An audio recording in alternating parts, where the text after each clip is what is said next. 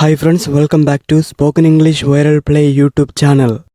ಇವತ್ತಿನ ಈ ವಿಡಿಯೋದಲ್ಲಿ ನಾವು ವೈ ಡೋಂಟ್ ಯು ಇದನ್ನು ಇಂಗ್ಲಿಷ್ನಲ್ಲಿ ಹೇಗೆ ಬಳಸಬಹುದು ಎಂಬುದನ್ನು ಕಲಿಯೋಣ. First one, a question tag that is put on to the end of a command. Command ಅಂದ್ರೆ ಆಜ್ಞೆ. ಒಂದು ಕಮಾಂಡಿನ ಕೊನೆಯಲ್ಲಿ ನಾವಿದನ್ನು ಒಂದು ಕ್ವೆಶ್ಚನ್ ಟ್ಯಾಗ್ ಆಗಿ ಬಳಸಬಹುದು.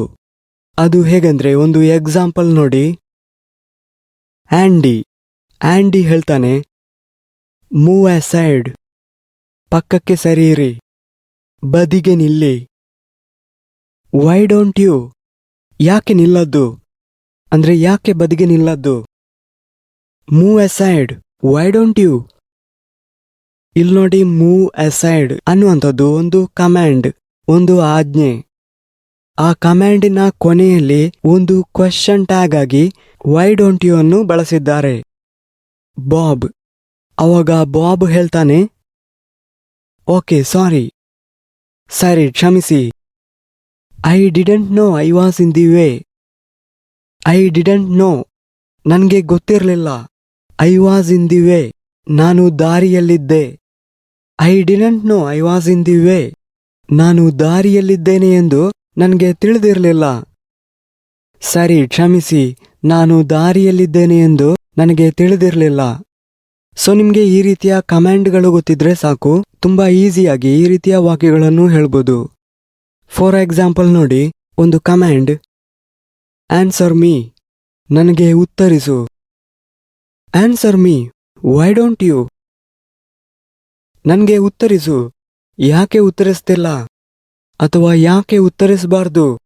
ಹೀಗೆ ಈ ರೀತಿಯಲ್ಲಿ ಒಂದು ಕಮಾಂಡಿನ ಕೊನೆಯಲ್ಲಿ ವೈ ಡೋಂಟ್ ಯು ಅನ್ನು ಸೇರಿಸಿದ್ರೆ ಆ ಕಮಾಂಡಿಗೆ ಒಂದು ಪವರ್ ಬರುತ್ತೆ. ಇನ್ನು ಎರಡನೇದಾಗಿ ನಾವು ಸಾಮಾನ್ಯವಾಗಿ ಯೂಸ್ ಮಾಡುವ ಒಂದು ರೀತಿ, why don't you come with us.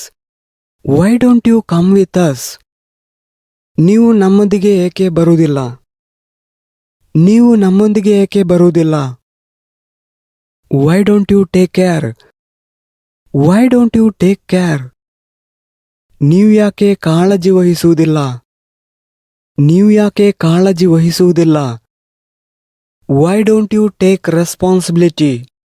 Why don't you take responsibility, ನೀವು ಯಾಕೆ ಜವಾಬ್ದಾರಿ ತೆಗೆದುಕೊಳ್ಳೋದಿಲ್ಲ.